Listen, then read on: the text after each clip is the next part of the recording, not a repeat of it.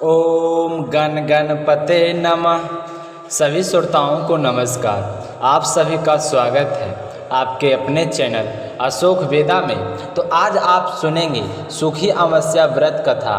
तो आप सभी अशोक वेदा चैनल को सब्सक्राइब करके इस वीडियो को ज़्यादा से ज़्यादा शिव भक्तों में शेयर कीजिए। बोलिए शिव गौरी गणेश कार्तिकेय की जय हो। आप भी कमेंट बॉक्स में इनका जयकारा जरूर लगाइए। भगवान आपकी सारी मनोकामनाएं पूर्ण करें। एक समय की बात है, एक गांव में एक ब्राह्मण और एक ब्राह्मणी रहा करते थे। वे दोनों भगवान के परम भक्त थे। घर में सब कुछ था पर उनके कोई संतान नहीं थे। तो वह संतान न होने के कारण बहुत ही दुखी रहा करते थे। ब्राह्मण को यह चिंता हमेशा सताती थी कि हमारे मरने के बाद हमारी मुक्ति कैसे होगी। पुत्र नहीं होगा तो हमारा श्राद्ध कर्म कौन करेगा। संतान प्राप्ति के लिए उन्हें खूब दान धर्म यज्ञ हवन कराए, लेकिन उन्हें खूब दान धर्म हवन करने के बाद भी संतान की प्राप्ति नहीं हुई। तो एक दिन ब्राह्मण अपनी पत्नी से कहने लगा कि मैं तो वन में जाकर तपस्या करूँगा। मुझे पूरा विश्वास है कि भगवान मुझे संतान अवश्य देंगे। तो इस तरह की अपनी पत्नी का भरोसा दिलाकर वह वन में चला गया और वहाँ जाकर तपस्या करने लगा। तपस्या करते करते कई सालों बीत गए पर उसे उसका कोई फल प्राप्त नहीं हुआ।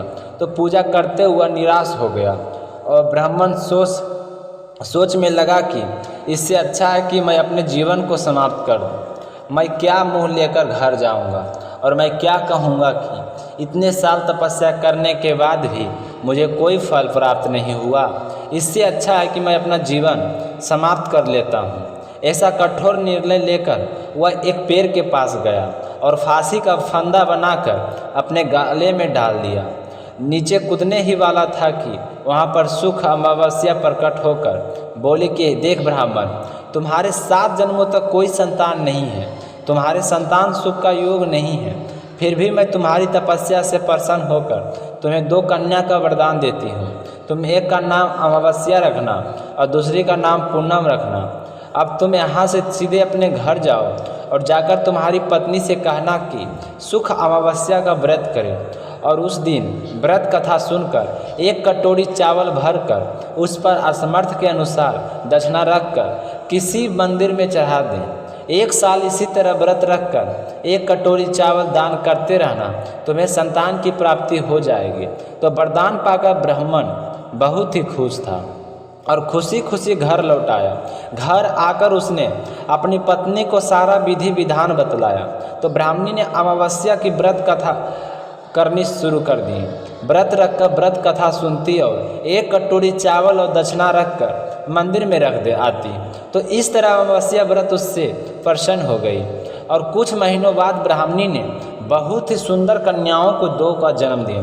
तो माता अमावस्या माता के कहे अनुसार ब्राह्मण ने एक बेटी का नाम अमावस्या और दूसरी का नाम पूनम रखी। धीरे धीरे दोनों समय के साथ बड़ी होने लगी। बड़ी बहन अमावस्या की धर्म कर्म में खूब रुचि थी, धार्मिक विचारों वाली और बहुत ही सुंदर और सुशील थी।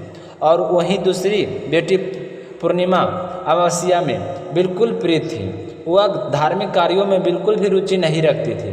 वह धर्म के नाम को नहीं मानती थी। तो समय के साथ दोनों बड़ी हो गई और अच्छा घर में वर देखकर ब्राह्मण ने अपनी बेटियों का विवाह कर दिया। दोनों अपने ससुराल चली गई। तो अमावस्या माता की कृपा से बड़ी बेटी का विवाह कर दिया। बड़ी बेटी के घर में तो खूब सारा धन था, लेकिन छोटी बहन पूनम के घर दुखों का कोई अंत नहीं था। जो धन था वह सारा नष्ट हो गया और वह बहुत ही दुखी रहने लगी। जब बड़ी बहन अमावस्या को अपनी छोटी बहन के बारे में मालूम हुआ तो उसे बहुत ही दुख हुआ और अपनी बहन से मिलने के लिए जाने लगी। समय गाड़ी भरकर सामान ले गई। पूरे गाड़ी भरकर एकदम लाद कर सामान ले गई और वहाँ जाकर छोटी बहन से कहा कि बहन पूनम, तुम्हारे यह हालत मुझसे देखी नहीं जाती। तुम ऐसा करो कि अमावस्या का व्रत शुरू कर दो और पूजा करके उपवास भी किया करो, ताकि तुम्हारे घर भी सुख संपन्न का वास हो। और तुम इस तरह दुखी रहोगे तो मैं खुश कैसे रह सकती हूँ। तो उसकी बहन पूनम ने कहा कि बहन तुम मुझे अब अमावस्या व्रत की सारी विधि बताओ, मैं तुम्हारे कहे अनुसार इस व्रत को अवश्य करूँगी। तो अमावस्या कहने लगी कि ज़्यादा कुछ नहीं करना, अमावस्या के दिन व्रत रखकर व्रत कथा सुननी और एक कटोरी चावल से भरकर उसके ऊपर दक्षिणा रखकर मंदिर में रखना, और मैं एक बार तेरे लिए काफ़ी सामान ले आया हूँ, इसी से पूजा शुरू कर देना। तो पूनम ने अमावस्या के अनुसार सूखी अमावस्या के व्रत शुरू कर दिए। तो इस व्रत के प्रभाव से कुछ ही दिनों में उसका घर धन्य धान से भर गया और 9वें महीने एक सुंदर पुत्र को जन्म दिया।